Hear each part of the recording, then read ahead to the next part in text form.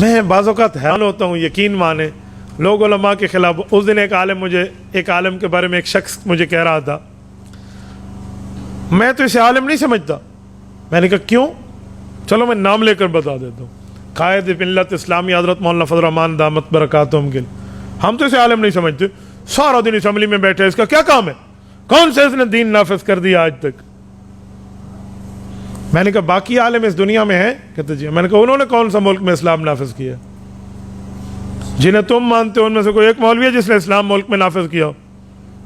ملک میں نہیں کیا تو دین پہ عمل تو کرتا ہے. میں نے کہا مولانا فضل الرحمان نے کون سا دین پہ عمل نہیں کیا بتا. خانقاہ اس بندے کی ہے، مدرسہ اس بندے کا ہے، اس کی اولاد دیندار ہے، صوم و صلات کی پابند ہے، اولاد عالمات ہیں، لوگوں سیاستدانوں کی بیویوں بیٹیوں اور پوتیوں تک لوگ جانتے ہیں، اس کی بیوی اور بچوں کو آج تک کوئی نہیں جانتا. 6 لاکھ علماء کا امام ہے، بتا اس نے کون سے دین کو ٹھکرایا؟ میں نے کہا تجھے عالم چاہیے اپنی مرضی کا، باقی باتیں کرنا تمہاری ذمہ داری. کیا نہیں اس نے کون سا دین نافذ کیا؟ میں نے کہا مولانا فضل الرحمان کو آپ نے بنایا کب وزیر اعظم ہے؟ 4 MNA دے کر اسے اسمبلی میں بھیج دیتے ہو اور کہتے ہو اس نے کون سا دین نافذ کیا ہے؟ بھائی جنگل کاٹنے کے لیے چاقو نہیں چاہیے، بڑے بڑے آلات چاہیے. کفر کا راستہ روک کے اسلام کے نفاذ کے لیے اسی پوری طاقت دو نا، جتنی طاقت 4 بندوں کی تم دیتے ہو. سلام ہے اس مولوی کو، وہ کفر کا راستہ تو روک لیتا ہے نا یار. اس نے راستہ روکا تو ہے نا. آج تک اسلامی شکیں موجود ہیں آئین میں، اس کی وجہ یہی علماء ہے جو اسمبلی میں بیٹھے. اور مولانا میں ایک مزے کی بات آپ کو سناؤں. ہمارے نوجوان اکثر یہ جملہ کہتے ہیں اور وہ کہتے تو دین کے درد سے ہیں، لیکن ان کے سینے میں دین کا علم نہیں ہوتا اور وہ غلطی کر جاتے ہیں. وہ کیا ہے؟ وہ کہتے ہیں ہم عالم کی قدر کرتے ہیں لیکن سیاسی عالم کی قدر نہیں کرتے. وہ سمجھتے ہیں کہ سیاست کوئی فضول چیز ہے. جب مولوی بنتا ہے نا تو مولوی کے سر پہ پگڑی آتی ہے جسے کہتے ہیں دستار فضیلت. یہ مولوی صاحب نے پہنی ہوئی ہے تو میرے خیال میں خل مدارس سے ان کی فراغت ہے. دیکھیں نا وہاں کے مدارس والے اس طرح کی پگڑیاں پہناتے ہیں. تو یہ بخاری شریف پڑھنے کے بعد ان کے سر پہ پگڑی سجی ہے. جب تک عالم صحیح مسلم کی حدیث کی کتاب نہ پڑھے وہ عالم بنتا ہی نہیں ہے. صحیح مسلم میں حدیث پاک صحیح موجود ہے. حضرت ابو ہریرہ فرماتے ہیں اللہ کے رسول نے فرمایا کانت بنو اسرائیل تسوسهم الانبیاء کلما ہلک نبی خلفہ آخر وانہ لا نبی بعدی. لوگوں انبیاء کرام انبیاء بھی ہوتے اور سیاست دان بھی ہوتے تھے. جب ایک نبی فوت ہوتا دوسرا نبی بھی آتا اور سیاست دان بھی ہوتا. اور میں سب سے آخری نبی ہوں، میرے بعد نبی نہیں آئیں گے، میرے خلفاء ہوں گے. اور جامع ترمذی میں العلماء ورثۃ الانبیاء، علماء انبیاء کے وارث ہیں. تو جب عالم نبی کا وارث ہے ہر چیز میں نا، مصلی نبی کی وراثت میں عالم کو ملا، منبر نبی کی وراثت میں عالم کو ملا، نکاح جمعہ عید کا خطبہ نبی کی وراثت میں عالم کو ملا، نکاح طلاق غمی خوشی کے فتوے دینا نبی کی وراثت میں عالم کو ملا. تو سیاست بھی نبی کی وراثت میں عالم کو ملی ہے.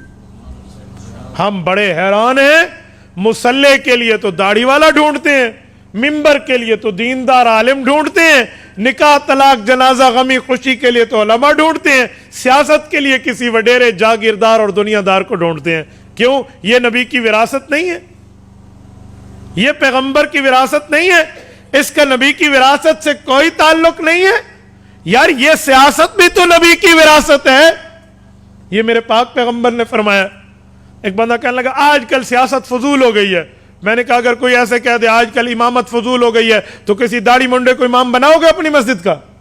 خطیب رکھ لو گے؟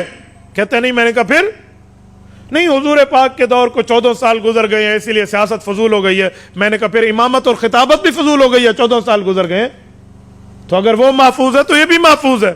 وہ خدا کے بندے سیاست دین کا جزو ہے، سیاست شریعت کا حصہ ہے، سیاست اسلام کا پارٹ اور حصہ ہے. آپ کیسے کہتے ہیں یہ نہیں ہے؟ اور جس بندے نے اس میدان کو سنبھالا ہے وہ تو رسول اللہ کی وراثت میں سنبھالا ہے. تو کہتا ہے میں سارے مولویوں کو مانتا ہوں، سیاسیوں کو نہیں مانتا. اور تبلیغ کا مولوی تبلیغ سنبھالتا ہے تو حضور کا وارث ہے. اور یقیناً ہے جہاد کا مولوی صحیح جہاد سنبھالتا ہے تو حضور کا وارث ہے. تدریس کا مولوی درس سنبھالتا ہے تو حضور کا وارث ہے.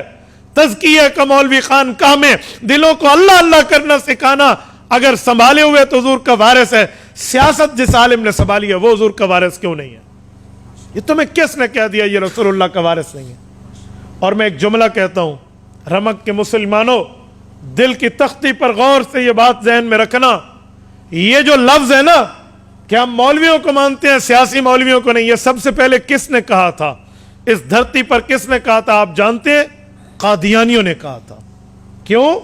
کہ جب قادیانیوں نے ملک میں ختم نبوت کا انکار کیا اور مرزے کو جھوٹا نبی مانا، جھوٹے کو نبی مانا، اور کلمے کی دعوت دے کر اعلان کیا کہ لا الہ الا اللہ محمد الرسول اللہ میں لفظ محمد سے مراد مرزا قادیانی ہے، نعوذ باللہ۔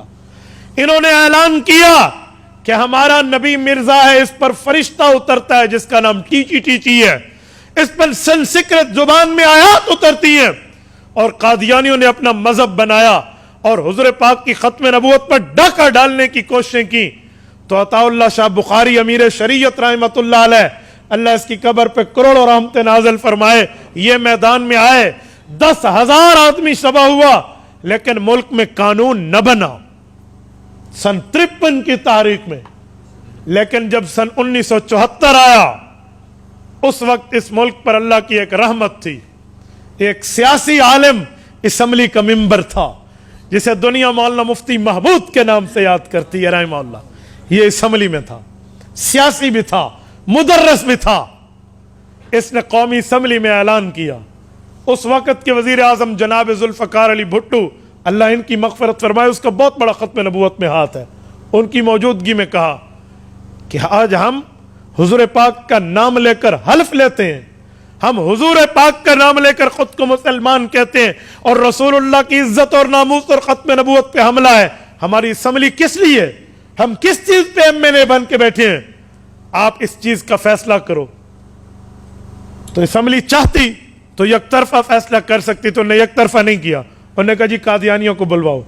قادیانی اپنے خلیفہ سمیت آیا، اپنے بڑے سمیت آیا، نائب نبی سمیت آیا، اور 13 دن وہ اسمبلی میں موجود رہے۔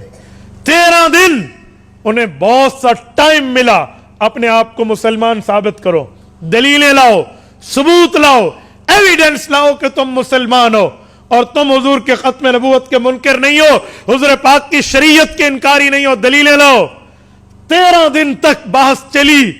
ادھر سے مولانا مفتی محمود مسلمانوں کے قائد تھے، باقی علماء سمیت تمام مکتبہ فقہ فکر جتنے اہل سنت والجماعت اسلام کے ہیں وہ سارے موجود تھے، اور ادھر سے قادیانیت تھی۔ 13 دن بحث ہونے کے بعد کفر ہار گیا اور اسلام جیت گیا۔ یہ اسلام کو تو اللہ نے ضرور جتوایا، سبب یہ سیاسی عالم بنا ہے، یہ سیاسی شخصیت بنی ہے، اور مولانا مفتی محمود نے مرزے کو کافر اقلیت قرار دلوایا اور ملک میں قانون بنوایا کہ جو ختم نبوت کا منکر ہے وہ اپنی عبادت گاہ کو مسجد نہیں کہہ سکتا، وہ کلمے کا اعلان کے اوپر دعوت نہیں دے سکتا، وہ خود کو مسلمان نہیں کہہ سکتا، وہ کافر اقلیت قرار آ گئے۔ 7 ستمبر 1974 کی لیجسلیٹو اسمبلی نے، آج امن ہے پاکستان میں، تمہیں کوئی قادیانی دعوت دیتے نہیں ملے گا، کوئی مرزائی حضور کی ختم نبوت کے انکار کو اعلانیہ آتے ہوئے نہیں ملے گا۔ وہ چوٹ کس نے ماری تھی؟ سیاسی عالم مفتی محمود نے ماری تھی۔ تو جب قادیانیوں نے وہاں چوٹیں کھائیں اور ماں باپ کی توبہ نکال کے انگلینڈ دفع ہوئے، جب مرزا طاہر اور مرزا ناصر وہاں پہنچے، انہوں نے پروپیگنڈے کے طور پہ سوچا کہ اب مقابلہ تو مسلمانوں کا ہم یوں نہیں کر سکتے، قانون بن گیا ہے، آئین میں ترمیم ہو چکی ہے، اب مسلمانوں کے لیے ڈیوائیڈ اینڈ رول، انہیں لڑاؤ اور اپنی کام کی تقویت دو۔ انہوں نے یہ شوشے پھیلانا شروع کر دیے۔